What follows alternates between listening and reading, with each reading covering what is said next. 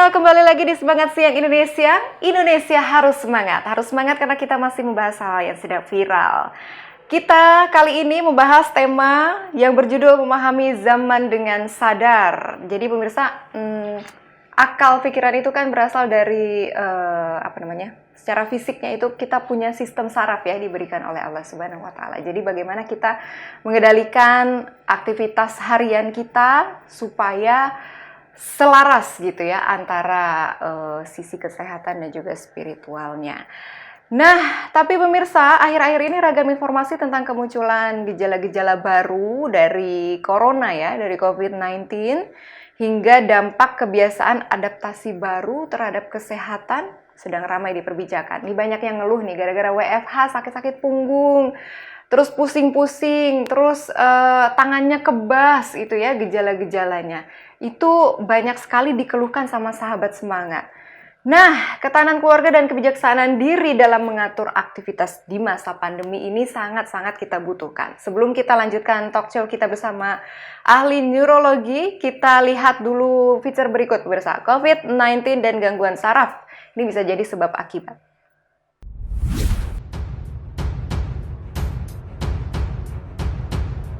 Sahabat semangat, berdasarkan penelitian terbaru dari Yale University menemukan bahwa virus corona juga dapat mempengaruhi sistem organ, termasuk sistem saraf pusat jika ia sampai menyerang otak. Dikutip dari republika.co.id, sebuah studi terbaru dari para peneliti di University College London di Inggris yang diterbitkan dalam jurnal Brain menganalisis data dari 43 pasien yang dikonfirmasi atau diduga COVID-19. Para pasien tersebut berusia 16 hingga 85 tahun. Beberapa pasien memiliki kasus penyakit yang ringan, sementara yang lain memiliki gejala yang lebih parah.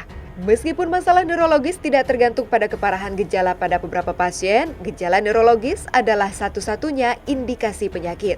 Tak hanya bisa diserang oleh virus COVID-19, sistem saraf juga bisa mengalami gangguan selama penerapan adaptasi kebiasaan baru alias new normal. Selama pandemi ini, tanpa sadar, kita yang alhamdulillah sehat ini pernah merasakan gangguan saraf loh. Aktivitas bekerja dan beraktivitas di rumah menggunakan gawai menyebabkan intensitas mengetik semakin sering.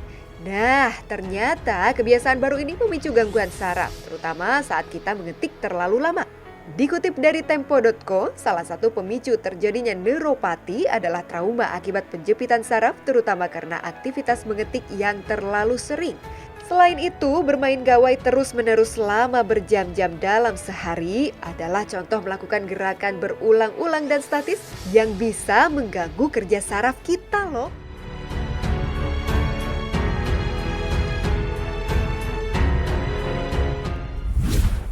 Begitu ya. Masih terhubung bersama kami, ada Dr. Kusdinar, ahli neurologi Rumah Sakit Anissa Cikarang.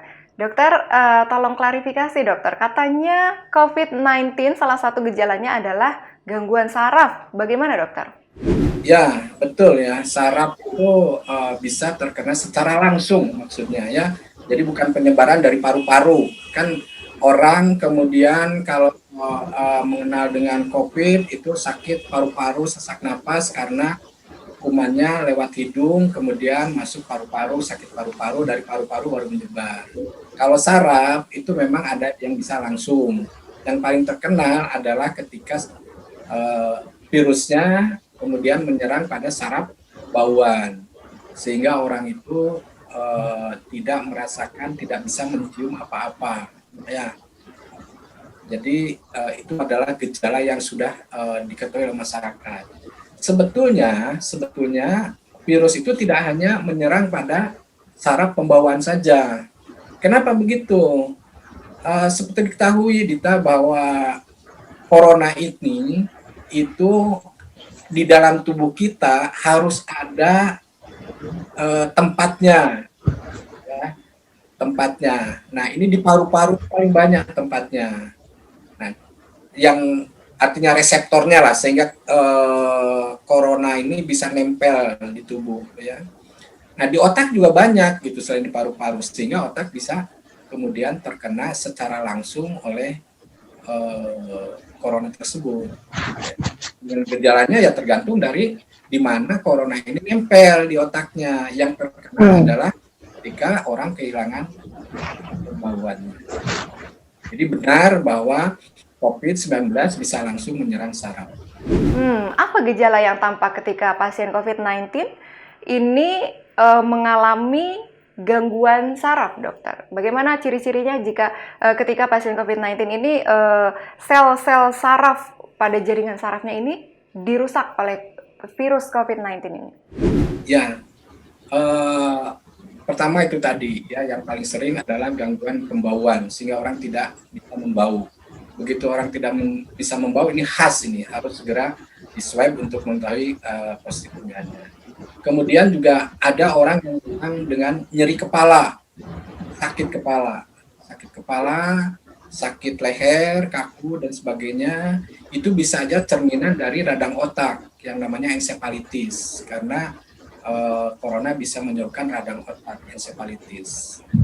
Kemudian juga bisa menyebabkan kelumpuhan seluruh tubuh yang diawali dengan kesemutan. Nah, kesemutan di ujung-ujung jari kaki dan ujung-ujung jari tangan. Hati-hati. Nah, kalau ini sudah secara tiba-tiba berbarengan adanya kesemutan, rasa baal di ujung-ujung tangan dan ujung-ujung kaki, apalagi kalau sudah disertai dengan demam, ya, dengan sakit kepala, maka kita harus curiga ini ada suatu virus corona. Ya. Jadi kalau saya simpulkan, hati-hati dengan orang sakit kepala, dengan rasa baal dan kesemutan. Ya. Dokter, di masa WFH nih ya, work from home, banyak yang mengeluhkan gangguan kesehatan yang dialami masyarakat. Salah satunya akibat keseringan mengetik gawai, HP atau laptop gitu. Benar nggak dokter, kebanyakan mengetik bisa merusak sistem saraf kita, dokter? Iya, Dita. Saya kira sama dengan tadi kecanduan itu ya, kecanduan gawe itu. Jadi kalau orang kerja di rumah dengan laptop di rumah, kemudian biasanya campur dengan game gitu kan, kalau waktu kosong campur game, sehingga makin banyak dia berhadapan dengan laptopnya. Nah, banyakan keseringan ngetik itu ada benturan pada jari-jari tangan. Ya, kalau lama sering itu benturan. Nah, benturan ini menyebabkan ujung-ujung jari ini kemudian saraf-sarafnya luka, jadi baal dia, baal, kebas, kemudian kesemutan, itu di jari-jari tangan. Kalau terus dikerjakan, kekebasannya akan menjalar sampai terus ke atas, ke tangan, ke lengan bawah, kemudian ke atas akan terasa kesemutan juga, akibat dari seringnya tangan mengetuk. Belum lagi kalau misalnya disertai dengan posisi duduk yang salah. Kalau ngetik lama, ini biasa terjadi pada pasien-pasien yang memang bukan hanya lagi musim gini aja, tapi siapa yang sering bermain dengan komputer itu sering karena posisi yang salah, kepala sering nunduk gitu, ya, sering nunduk, maka lehernya menjadi sering sakit karena itu terjadi sebagai akibat dari otot-otot yang kaku. Demikian juga pinggangnya karena duduknya santai gitu kan, tidak ergonomis, maka otot-otot punggung juga bisa menyebabkan kaku dan sebagainya, sarafnya kejepit, maka kaki-kakinya bisa menjadi lemah. Itu akibat dari kita sering di rumah, ya, terlalu banyak dengan laptop. Makanya saya sarankan kalau orang yang bekerja dengan laptop tuh harus sering-sering berdiri sebentar gitu, kemudian adakan peregangan kira-kira 1 atau 2 menit, baru nanti kembali lagi ke laptopnya. 1 jam kemudian peregangan lagi. Ini untuk mencegah terjadi gangguan pada saraf. Ciri-cirinya apa saja, dokter? Kalau kita berbicara masalah gejala penyakit saraf di era new normal, ya sebetulnya era new normal itu apa sih? Era new normal itu ya hidup normal biasa saja, tapi kita sekarang penduduk dunia ini ditambah dengan virus corona. Jadi kita harus hidup bisa bertabrakan dengan corona. Maka kalau kita bicara tentang penyakit saraf pada saat sekarang ya tidak ada bedanya, tetap saja penyakit saraf itu adalah penyakit-penyakit yang mempunyai gejala gangguan saraf. Apa itu? Mulai dari rasa kesemutan atau masa tidak terasa sama sekali, hilang rasa gitu kan, kesemutan, baal, rasa panas tidak ada apa-apa, tidak ada api kok terasa panas, misalnya pada tangan, pada kaki dan sebagainya, itu adalah gejala-gejala dari saraf. Atau misalnya lumpuh. Lumpuh itu bisa semua tubuh, bisa juga sebelah. Yang sering adalah sebelah yang disebut dengan penyakit stroke, ya kan? Mungkin sudah mengenal Dita dengan penyakit stroke itu. Atau juga bisa mencapai gangguan kencing, ya, buang air kecil. Itu bisa susah tidak bisa sama sekali, atau dia tidak bisa menahan air kencingnya. Demikian juga dengan buang air besar, bisa seperti itu. Nah, yang berat memang kalau campuran, ya ada rasa kesemutannya, ada rasa lemahnya, ada gangguan BAB, BAK-nya. Nah, itu udah penyakit saraf yang berat. Saya kira sama. Berat normal, kita tidak usah khawatir, tidak usah terlalu takut dan sebagainya. Yang penting kita harus waspada. Gitu, Dita. Baik, kalau begitu terakhir dokter, bagaimana tips menjaga kesehatan sistem saraf kita, organ saraf kita, supaya di era adaptasi kebiasaan baru ini kita tetap sehat, dokter? Ya, untuk menjaga kesehatan saraf, tentu saja kita harus menjaga kesehatan. Ya, menjaga kesehatan caranya yang pada umumnya ya seperti juga penyakit lain, kita harus berusaha semaksimal mungkin. Kita harus ingat, sehat itu mewah, ya. Bukan mahal lagi tapi mewah. Kalau kita sudah sakit, entah berapa biaya yang harus dikeluarkan untuk itu. Oleh karenanya, sakit itu harus diupayakan. Kita harus berupaya supaya hidup ini tetap sehat. Bagaimana caranya supaya kita tetap hidup sehat? Tentu saja asupan makanan yang pertama, ya. Makanan itu harus baik, seimbang, ya, harus baik, seimbang, dan kalau kebetulan kita Muslim, ya harus halal gitu, supaya kemudian memberikan hal-hal yang energi positif pada diri kita. Ya, asupan makanan itu terutama. Kemudian yang kedua, olahraga nih, penting nih olahraga nih, ya. Bukan olahraga kita harus main bola, main voli, yang berkeras-keras itu bukan. Olahraga itu maksudnya ada pelenturan, pemanasan, stretching. Ya, itu mungkin bisa dilakukan hanya waktu 2 atau 3 menit saja. Ya.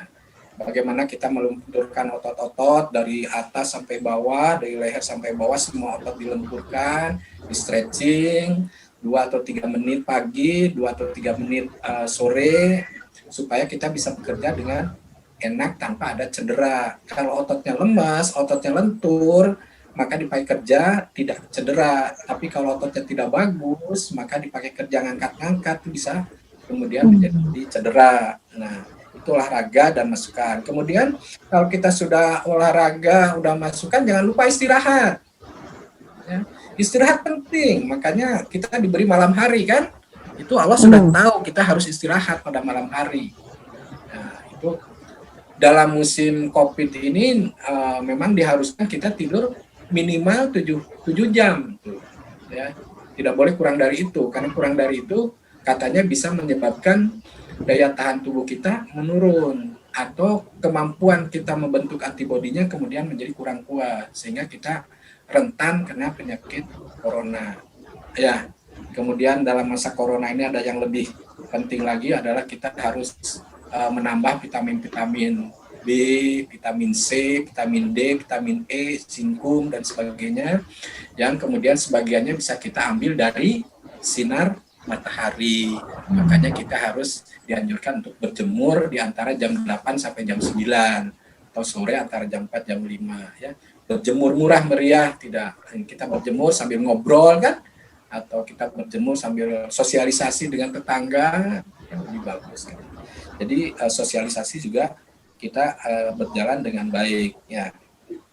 Mungkin itu Dita. Baik, terima kasih banyak Dr. Kusdinar, ahli neurologi Rumah Sakit Anisa Cikarang. Terima kasih dokter, sehat-sehat dokter.